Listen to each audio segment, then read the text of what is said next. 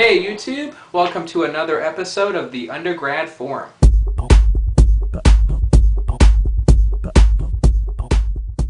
Now this is going to be a specific how to take tests video. Now this one I took some notes on myself that one viewer had a really good question. How do I take specific types of common exams? And by that they meant like multiple choice, fill in the blank, answers, true, false. I've already made a video regarding that, but here are just some new points that I thought of and I read upon lately, and I just want to share them with you. So it's an update to how to take tests efficiently. Not test taking strategies, that was in a video here. That we talked about how to actually take an exam well. This is specific types of questions and how we can tackle them. So here we go.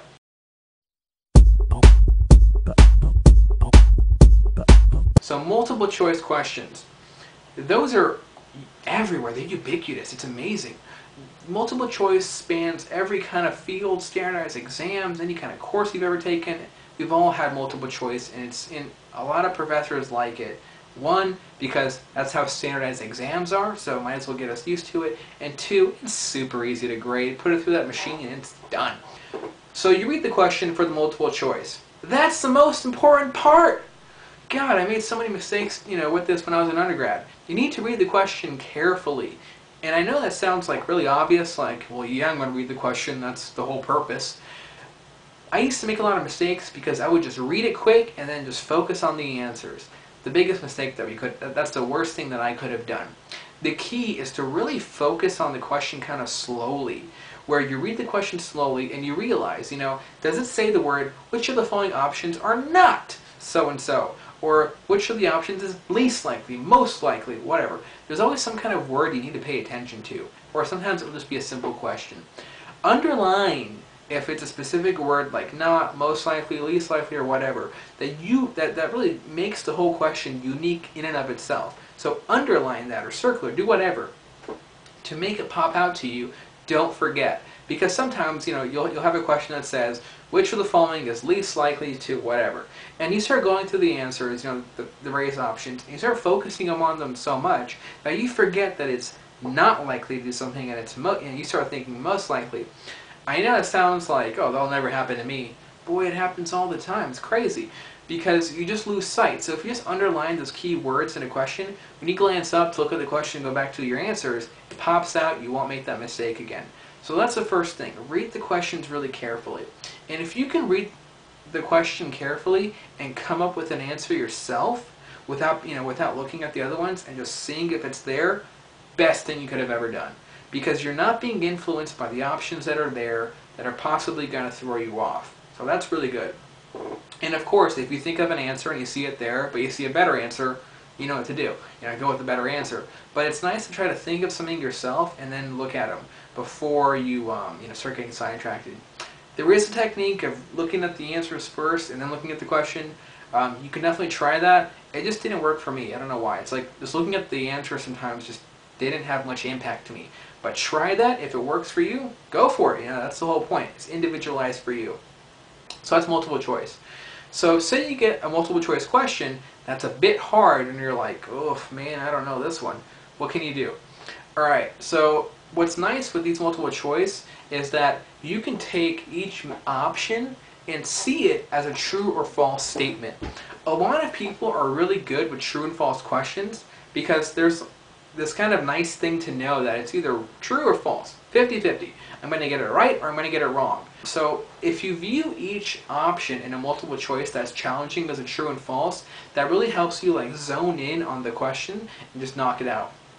So if you have 5 options, go through each one and see, given the question, is this true or false? If it's false, cross it out. You're doing better already. If you're not sure, put a question mark next to it or whatever.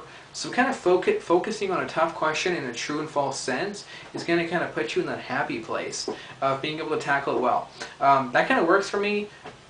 It might not work for everyone. I don't know if everyone loves that kind of confidence that comes with true and false. But if you feel comfortable with true and false, try that out. It ain't gonna hurt you. And the other thing, I used to make this mistake all the time, and I read this somewhere and it was a really good idea. That if you're looking at a question that's really tough, and you've narrowed it down to a few. One question you're like, that could be it, but I'm not sure. And the other option you're like, yeah, I guess that could be it too, but I'm not sure. I've never even seen this answer before. Totally unfamiliar to me. What does everyone do? Select the unfamiliar one, because what did I used to think? Well, it's got to be that one because I've never seen it before. No! What are you doing? What was I doing? Pick the one that you think is probably right, because most likely you've read the material, the lecture notes, or whatever content. So if it's totally unfamiliar, it's probably just put in there to take up a letter and throw someone off. So pick the option that's more familiar to you because it's more likely to be right. And that, maybe it's super simple to everyone, but boy, when I read that, I was like, I was always picking the unfamiliar one. So try that out. I think it's a cool idea. And that's kind of everything for multiple choice. There's not a lot to it. It's just focus on the question. If you're having a hard one, look at it in a true-false sense. And if you're still having a hard time, pick the one that you are more familiar with as opposed to the one that you've never seen before. That's multiple choice. Matching. You don't get them a lot, but when you do, boy are they fun. The key to that, answer the ones you know, cross off the matching bank as you go along, and just narrow it down. That that beauty of matching only works when the options are only used once. If they can be used more than once, or repeated throughout, that makes it a lot more challenging, and it makes it just like a true and false question. Again, I'm going back to that. Because if you have, just say you have like 5 questions and 5 options to match with. So if it's the beauty of a test and quite simple, there's no overlap. Nothing can be used twice. But if something can be used 5 times, that's like the worst thing in the world. So what do? You answer the ones you know, go on with it. But then what you have left, say you have a question, you have 5 options. Look at each one and ask yourself, is that true or is that false? I know you're like, well, yeah, isn't that what I normally do? That is what you normally do. You look at a question to see if it's right or wrong. But if you kind of tell yourself, okay, is this, tell yourself, like, make it a big deal to yourself. Is this true or false? It kind of puts you in that true and false test-taking mode that really kind of serves a benefit as opposed to just trying to say, yeah, well, I guess that's right, or whatever. So kind of put yourself in that true and false mode. It'll probably help you kind of focus in and try to figure it out and get it right.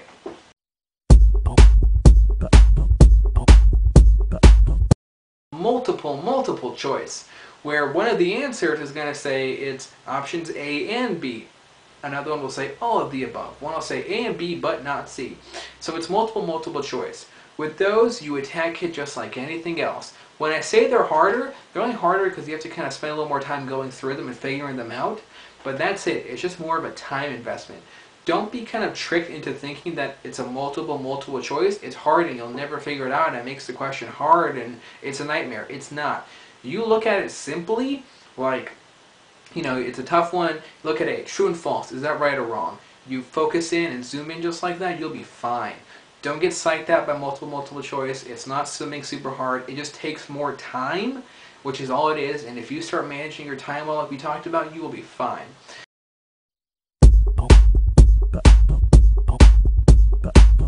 And now here's a final thing, essays.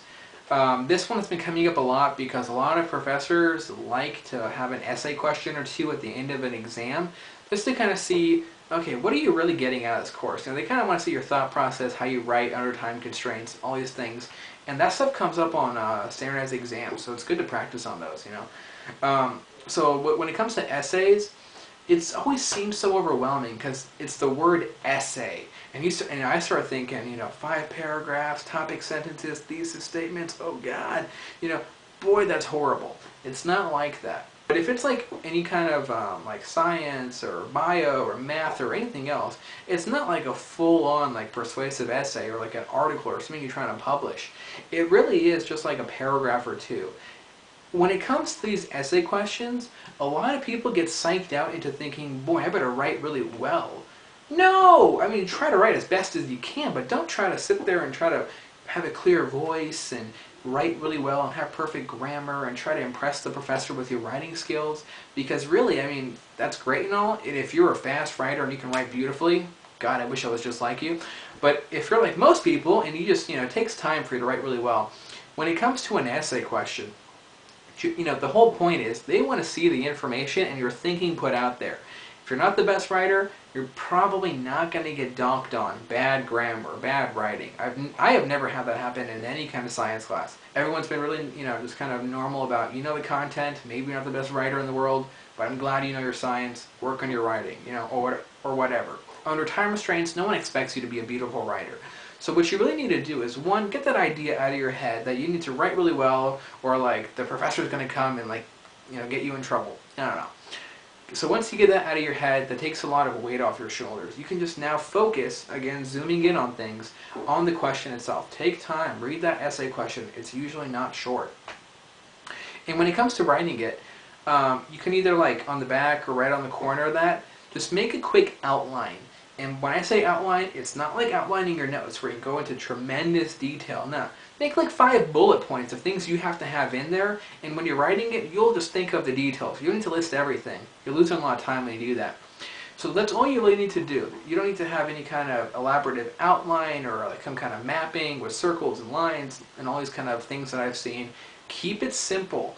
The whole purpose of preparing for an essay with an outline or anything is just to give yourself cues. Because if you think of 5 things you want to put into an essay and you put 5 little bullet marks and you just write something, when you're on the 3rd one, you may forget what the 4th and 5th things were that you wanted to write.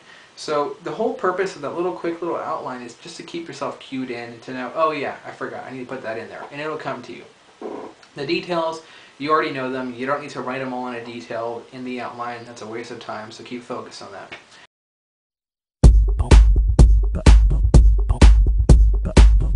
So this brings an end to the video. We talked about multiple choice, we talked about matching, we talked about multiple choice, and we talked about essay questions. And overall, the theme I hope you saw was that whenever any kind of test question you're seeing, when it gets to be tough, narrow it down, focus and zoom in, and look at it as a true or false. And with the essay, zoom in, make a quick little mini outline, don't go into a ton of detail, write the essay, don't worry about the writing, just focus on the content, get your thoughts out there, make sure it's clear, and you'll be fine. Let me know if you guys have any other questions. This again was another video where it was initially content driven by the viewers themselves, so you guys posed some really good questions. I did some reading and kind of looked into it and tried figuring things out in addition to myself, what I do. And I hope this helps out you guys, and I hope this is a good contribution to the YouTube community. And enjoy your studies.